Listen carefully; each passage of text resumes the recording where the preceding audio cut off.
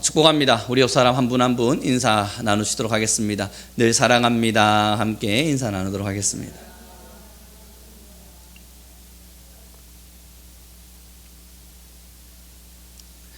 이 마태복음의 산상수훈의 말씀 앞에 우리는 참 오랜 시간 서 있습니다.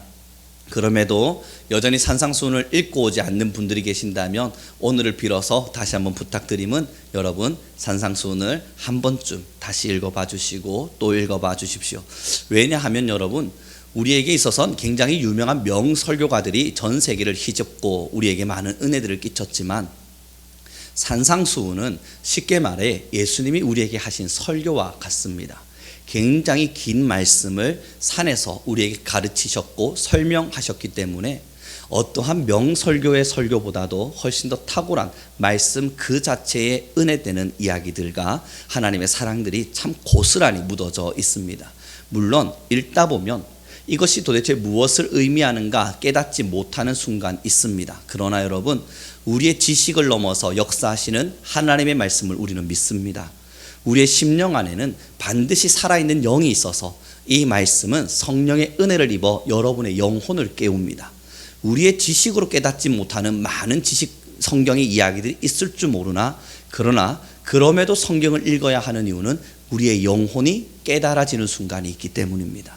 이 마태복음의 산상수훈 예수님이 우리에게 주신 참 위대한 말씀이자 설교입니다. 꼭 읽어보셔서 어떠한 부분이 주님께서 우리에게 주고자 하셨던 위대한 설명인지 함께 은혜 누릴 수 있는 우리 모두가 되길 바랍니다. 우리는 7절의 말씀 오늘 국률 앞에 섰는데요. 함께 읽어보도록 하죠. 5장 7절입니다. 같이 읽겠습니다. 시작.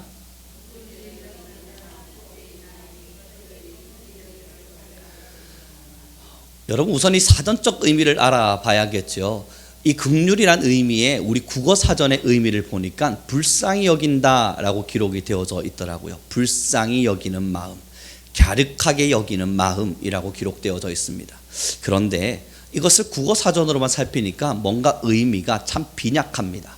이건 히브리어로 이 긍휼히 여기다라고 하는 것은 라함이라고 하는 단어를 포함하는데요. 이 긍휼에 원어적으로 들어가서 그 태생적으로 생겨진 레헴이라는 라함의 어원이 되어지는 레헴의 의미가 과연 무엇인가 살펴보면 자궁이라고 하는 뜻입니다. 그럼 여러분 긍휼의 의미는 성경에서 긍휼을 말할 때에는 자궁을 말합니다. 이게 무엇을 말할까? 우리에게 있어서 보호가 필요한 자들이 과연 누구일까 생각해 보면 우리는 갓난 아기들을 떠올릴 수 있죠. 갓난 아기들은 막 태어났습니다. 부모의 손길이 없다면 그 누구도 제대로 자라날 수 없습니다. 불쌍히 여기고 측은히 여기는 마음으로 때로는 갸륵히 여기는 마음으로 부모는 그들을 돌봅니다. 이해할 수 없는 행동들도 드러나기도 합니다. 갓난 아기들은 자기가 배고프다고 이기적으로 웁니다.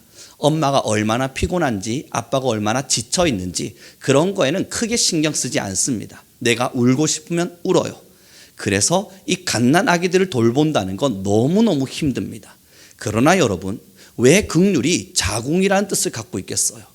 그것보다 더 보호가 필요한 자들이 바로 엄마 뱃속에 있는 자들입니다. 이들은 그 어떤 것도 스스로 선택할 수가 없어요. 너무나 연약하기 때문에 이제 갓 심장이 뛰고 있어서 손과 발이 아직 완성되지 않았기 때문에 또한 근육과 조직이 형성되지 않았기 때문에 엄마가 주는 영양분을 먹으면서 자궁이라고 하는 배 안에서 보호를 받고 있는 겁니다. 왜 긍휼이 자궁이란 의미와 동일해지겠습니까? 우리가 누군가를 불쌍히 여기고 하나님의 마음으로 누군가를 긍휼히 여긴다는 의미가 바로 여기에 있기 때문이에요. 판단하고자 하는 것도 아니고 누군가가 잘났느냐 못났느냐 비교하고자 하는 것도 아니라 자궁 속으로 그를 보호하듯이 그들을 긍휼히 여기는 마음이 필요하다는 겁니다. 아무것도 바라지 않고요. 저는 여기 계신 분들 모두에게 여쭤봅니다. 우리 목회자들 빼고 나니 다행스럽게 모두 여성분들이시네요. 그러니 여러분, 여러분들께서 자궁 속에 아이를 베게 되셨을 때 어떤 마음이셨어요? 그를 보호하고자 할 때 그의 이기적인 모습들을 보면서 원망하셨습니까?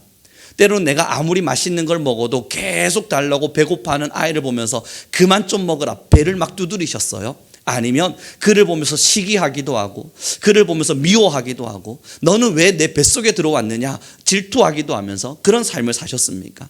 제가 잠깐이나마 간접적으로 아이를 베고 있는 어미의 모습을 보았습니다만 그러지 않더라고요. 자는 모습 불편한데도 그 자궁 속에 아이를 보호하는 모습을 보았습니다. 여러분, 저희 작은 딸 아이가 어느 한 사고를 당했던 걸 여러분 모두 기억하고 있으리라 생각합니다. 그때 저는 저희 아내의 모습을 보았어요. 자신의 배를 감싸고 아기를 보호하고자 하는 마음을 보았다고요. 자신은 지금 굉장한 통증 속에 있을 겁니다. 뼈가 부서졌으니 얼마나 아팠겠어요. 그 아픈 시간을 지나감에도 불구하고 아이가 더 위험할까봐 불편할까봐 걱정하고 있는 모습을 보았어요. 이게 바로 여러분 자궁 속의 보호, 이게 긍휼입니다. 사람을 긍휼히 여기라 이야기할 때는, 하나님께서 누군가를 긍휼히 여기라 이야기할 때는 내가 바라볼 수 있는 시선을 가지고 내가 판단할 수 있는 지식적 지혜를 가지고 그들을 바라보며 너는 잘났다, 너는 못났다, 너는 잘했다, 너는 못했다를 평가하는 것이 아니라 자궁 속에 있는 아이와 같이 모든 것을 용납하고 모든 것을 이해하고 모든 것을 받아들이라는 겁니다. 그게 바로 예수님께서 마태복음 5장 7절 긍휼을 말씀하신 겁니다. 우리 오늘의 본문을 다시 한번 읽어보았으면 좋겠습니다. 마태복음 5장 7절입니다. 같이 읽습니다. 시작.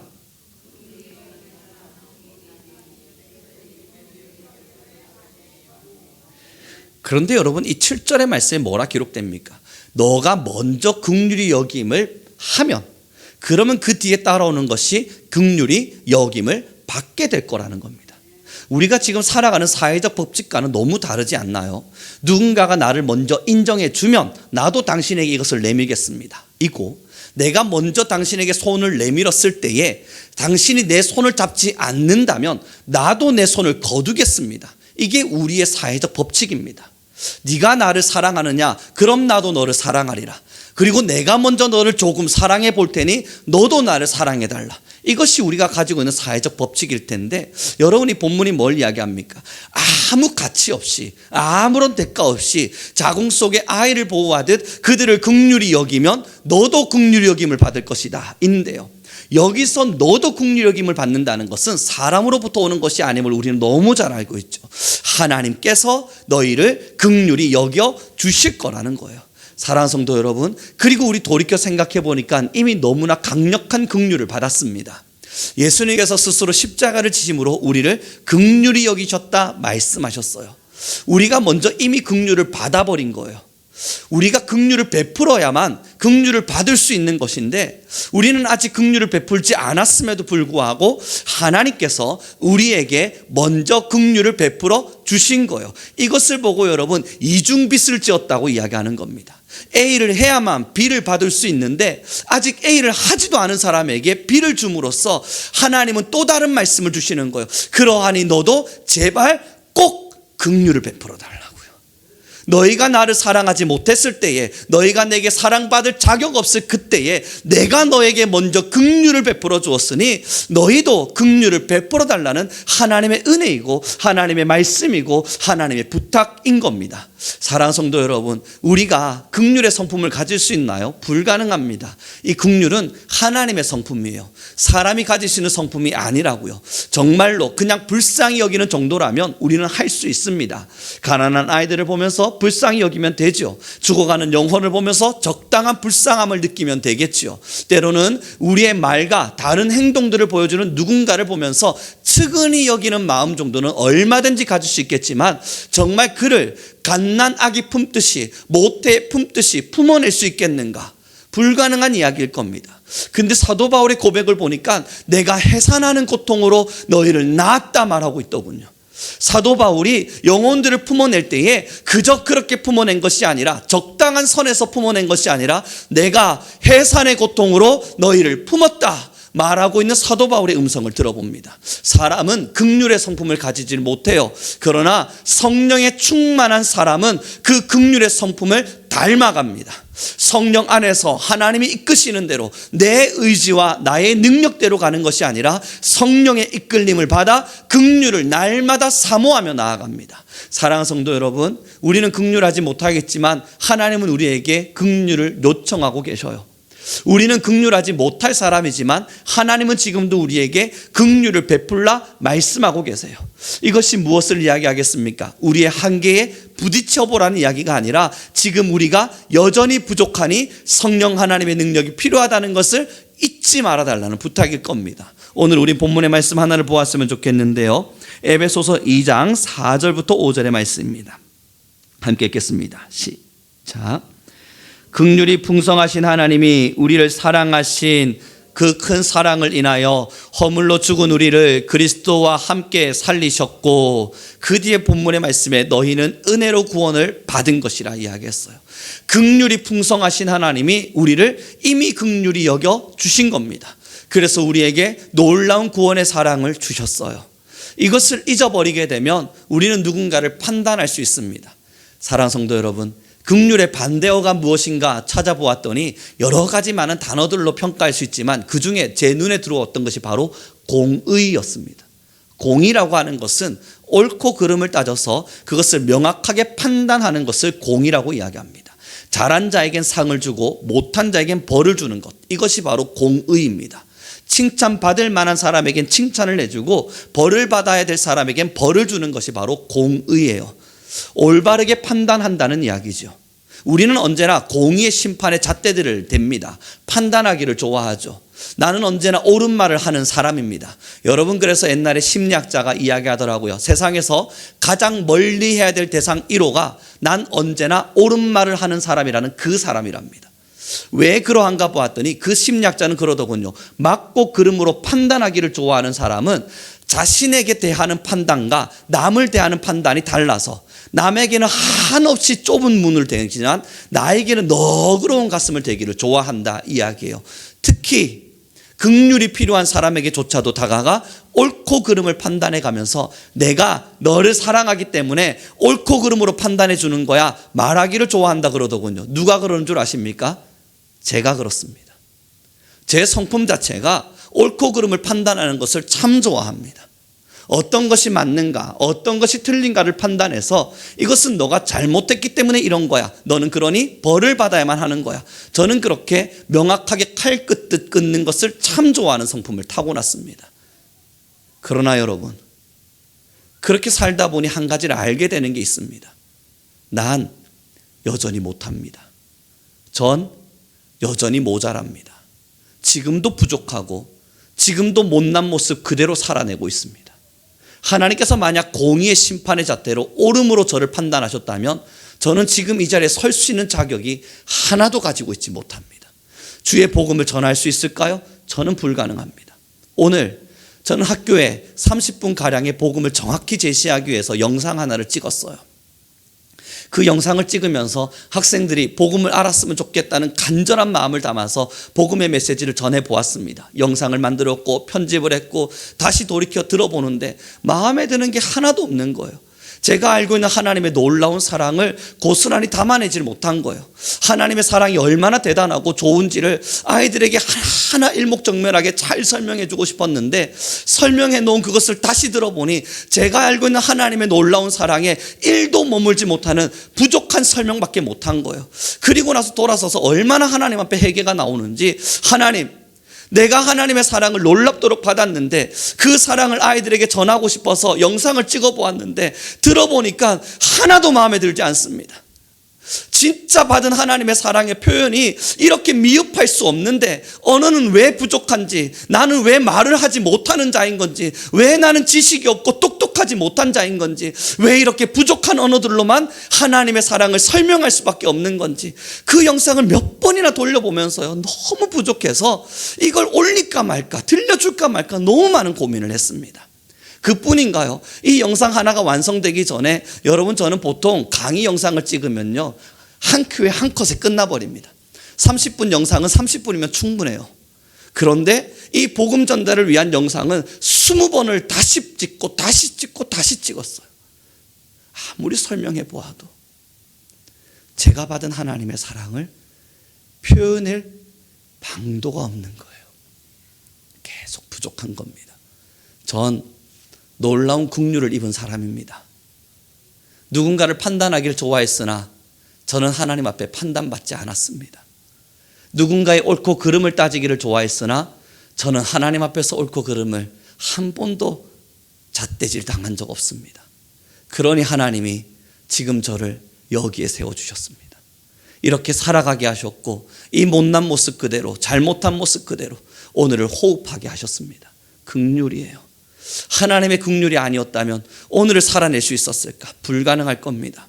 하나님의 긍휼이 아니라면 과연 오늘의 시간 내가 하나님 앞에서 주님, 나는 당신을 사랑합니다, 그 한마디의 말을 던질 수 있을까? 우리는 불가능하다는 걸 너무나 잘 압니다.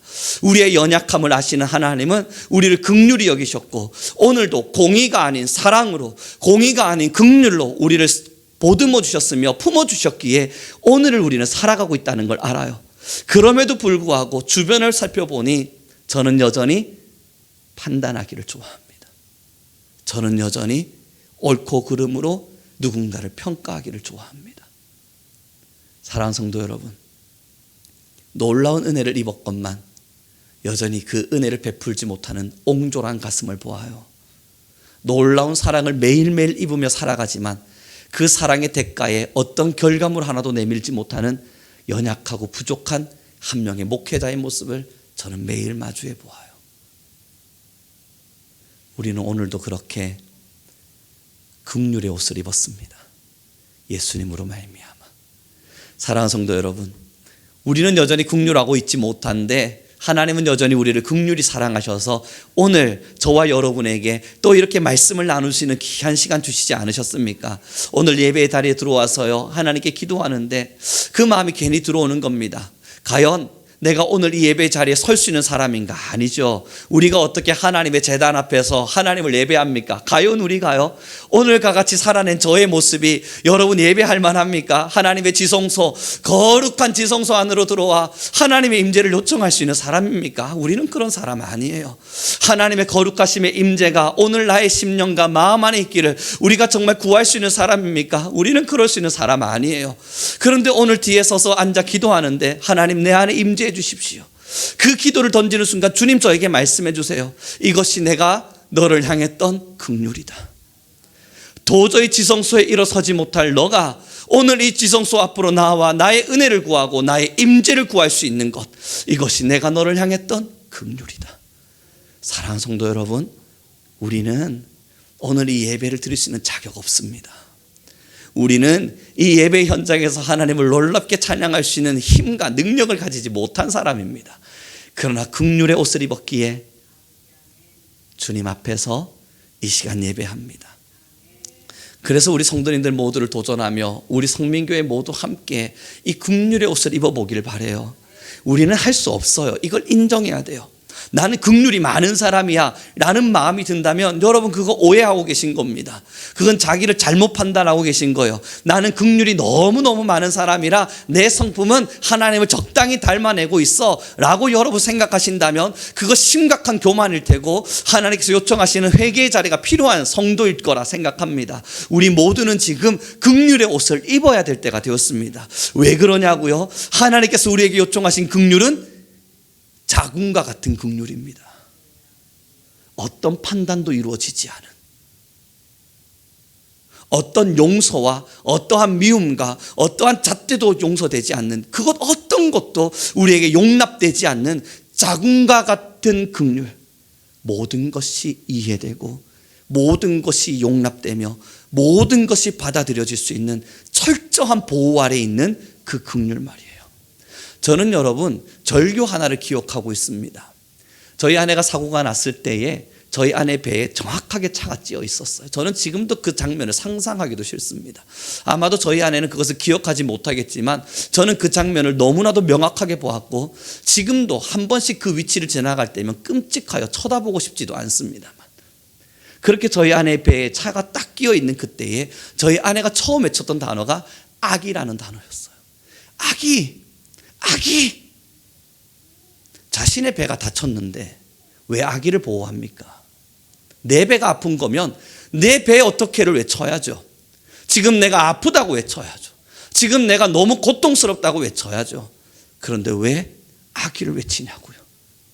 몸이 치인 건, 차에 낑겨 있는 건, 차에 낑겨 있다가 맞습니까 여러분? 하에 짓눌려져 있는 건 자기 자신인데 왜 악의를 외치냐고요. 철저한 보호예요. 하나님께서 우리에게 요청하시는 긍휼의 마음입니다. 사랑하는 성도 여러분, 어떠한 마음으로 오늘을 살아가고 계십니까? 오늘 이 한마디의 성경 구절이 여러분들의 도전이 되었으면 좋겠습니다. 야고보서의 말씀을 함께 보기를 원합니다. 야고보서 2장 13절입니다.